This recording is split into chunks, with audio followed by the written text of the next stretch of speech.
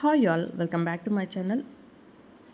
ఈ వేసవి కాలంలో ఇన్స్టెంట్ ఎనర్జీనిచ్చే ఒక జ్యూస్ని ఈరోజు చూపిస్తున్నాను. ఈ జ్యూస్ అయితే మనకి ఒంట్లో నీరసాన్ని తగ్గించి మళ్ళీ బాడీలో వేడిని కూడా తగ్గిస్తుందండి. చాలా ఈజీ అండ్ టేస్టీ జ్యూస్ అన్నమాట. ఇప్పుడు ఈ జ్యూస్ని ఎలా చేసుకోవాలో చూసేద్దాం. ఫస్ట్ ఇక్కడ నేను రాగులు తీసుకున్నా. ఈ రాగుల్ని మనం 3-4 సార్లు మంచిగా వాష్ చేసుకోవాలి. రాగుల్లో డస్ట్ అనేది ఎక్కువ ఉంటుంది కాబట్టి ఇలా వేళ్ళతో రుద్ది 3-4 సార్లు వాష్ చేసుకున్నామంటే మనకు రాగులు అనేవి క్లీన్ అవుతాయి. ఇలాగ రుద్ది ఒక 3-4 సార్లు వాటర్ చేంజ్ చేసి క్లీన్ చేసుకున్నామంటే ఇలా ట్రాన్స్పరెంట్ కలర్ వస్తాయి. అప్పుడు మనం 7-8 గంటల సేపు నానబెట్టుకోవాలి. నేను రాత్రి పడుకునే ముందు మార్నింగ్తో ఈ రెసిపీ చేస్తున్నా. ఈ రాగుల్ని తీసుకొని ఇప్పుడు జల్లెల్లో వేసుకొని వాటర్ అంతా పోయే వరకు పెట్టుకోవాలి. మళ్ళీ ఒక క్లాత్ వేసుకొని క్లాత్ పైన పల్చగా రాగుల్ని వేసుకొని మనం ఎండలో పెట్టాల్సిన అవసరం లేదు. ఇంట్లోనే ఫ్యాన్ కింద పెట్టాల్సిన అవసరం కూడా లేదండి. జస్ట్ ఒక 5 నిమిషాలు పెడితే ఆ వాటర్ అన్నీ పోయాక ఇలాగా క్లాత్తో తుడిచేసుకున్నామంటే మనకు రాగులు అనేవి క్లీన్ అయిపోతాయి, తేమ అనేది పోతుంది.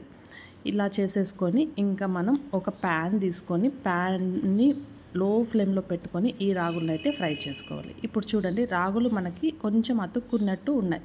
ఎందుకంటే మనకి నానబెట్టాం కాబట్టి కొంచెం అతుక్కున్నట్టు ఉన్నాయి. బట్ ఫ్రై చేస్తూ ఉంటే మంచిగా ఇలాగా మనకు ముందు రాగులు ఎలా ఉంటాయి విడివిడిగా అలాగా అయిపోతాయి అండ్ మంచి స్మెల్ వస్తుంది. అప్పటి వరకు మనం ఫ్రై చేసుకోవాలి. స్మెల్ వచ్చి ఈ రాగులు విడివిడాయి అంటే చాలండి, ఎక్కువ మళ్ళీ మార్చేయకండి. కొంచెం వాసన వచ్చే వరకు చూసుకొని ఇంకా దించేసుకోండి. చూడండి, ఇక్కడ నేను చూపిస్తున్న రాగులు అనేవి మంచిగా ఫ్రై అయ్యాయి, స్మెల్ కూడా వచ్చాయి. అప్పటి వరకు పెట్టేసుకొని ఇంకా నేను మిక్సీ జార్లో వేసేసుకుంటున్నా. ఇక్కడ రాగుల్ని మిక్సీ జార్లో వేసేసుకుంటున్నా.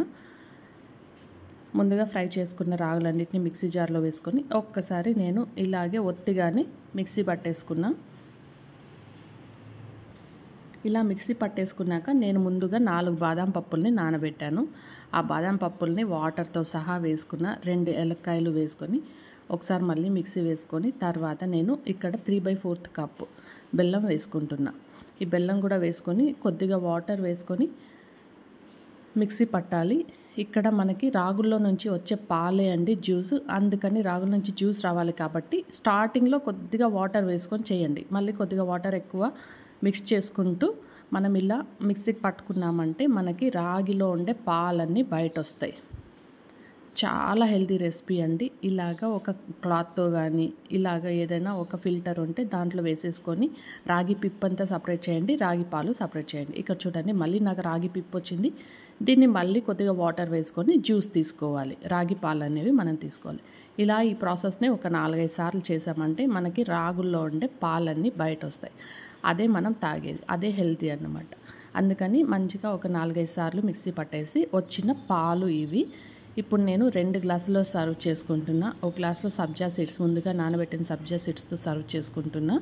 చూడండి, ఇంకొక గ్లాస్లో అయితే నేను డ్రై నట్స్ వేసి సర్వ్ చేసుకుంటున్నా. తప్పకుండా ట్రై చేసుకోండి. ఈ సమ్మర్లో మాత్రం ఇది తప్పకుండా ట్రై చేయండి. ఇలాంటి సింపుల్ రెసిపీస్ కోసం అయితే నా ఛానల్ని సబ్స్క్రైబ్ చేసుకోండి. థ్యాంక్ యూ సో మచ్ అండి.